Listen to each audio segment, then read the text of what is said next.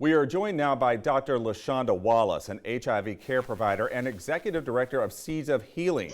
She's going to address the coronavirus and our most vulnerable populations. Thanks so much for talking with us today, Dr. Wallace. Hello.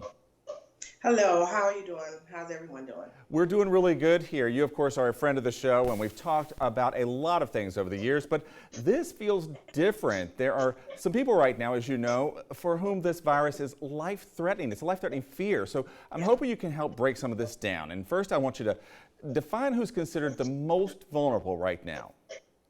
Thank you for asking, Randy. We've been concentrating so closely on what people can do to stay healthy and use precautions, but it is really important that we address our vulnerable populations. So our vulnerable populations are anyone that may have a compromised immune system. That is people that may be on cancer treatment, people that may be on steroids to control any chronic disease such as lupus, people that may have had an organ transplant donation. Or an organ transplant recipient, people that are living with chronic obstructive pulmonary disease, COPD, and even chronic smokers. All of those people are considered our vulnerable populations. That's just a few. And what puts them at a higher risk? What makes them higher risk? Well, because their immune system is suppressed, maybe because they're living with that chronic disease, but sometimes the medications that they may be on. So for instance, if someone is on steroids sort of decreases the body response, it decreases the inflammatory response, and your CD4 count. For instance, I'll use people that are living with HIV, for instance. People that are living with HIV, if their HIV is uncontrolled, there's a likelihood that their CD4 count is less than 200. And in that instance, they are at a higher risk of all respiratory conditions or infections, but definitely our COVID-19. So what would happen if they contracted COVID-19? This obviously, it sounds to me like it would be worse for them. For people that are immunocompromised, yes, there is a high risk that they will have more severe symptoms and possibly even a fatal outcome.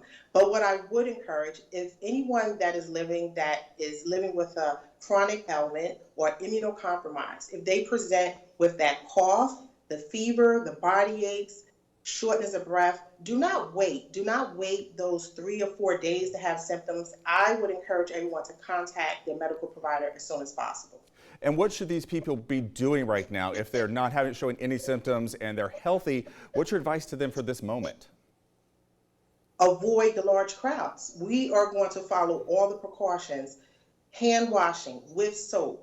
Only use the alcohol if soap is not available. However, soap and water is primary. Distancing. You want to be away from large crowds that are of 10 people or more. If you're in the room with someone, you want to be 3 to 6 feet. Avoid travel if you do not have to do travel. And more importantly, we want to take care of the community. So it is also what we can do to take care of them. If you know someone that is living with a chronic ailment, or if they're immunocompromised, you might want to check in by telephone. If you do grocery shopping, you want to drop things off, but you do not want to put them at risk by exposing them to any of these ailments that could be coming from the outside. That is great advice. We have just a few more seconds here. Any advice for the community at large? I would just encourage people to contact their medical providers. If they are well, maybe you can reschedule your appointment for a couple of months until the COVID-19 hopefully dies down. Also, make sure that you have maybe at least 2 to 3 months of supply of medication to avoid going back and forth outside if you do not have to. That's really what I would say. But again, if you develop any symptoms, you want to check in. Oh, lastly, for those people that are living with HIV, just know that if you are utilizing the HIV Medication Assistance Program, they have actually extended the certification period, which ends on March 31st. So you have until the end of May to make sure that you have access to your medications. All right. You are so nice to talk to us with that great advice. I appreciate it. I hope you're staying safe, Dr. Wallace. Thanks. Everyone stay well, and thank you for the opportunity. Take care. All right. Right now, we're going to turn things over to Lee Haywood with your full forecast.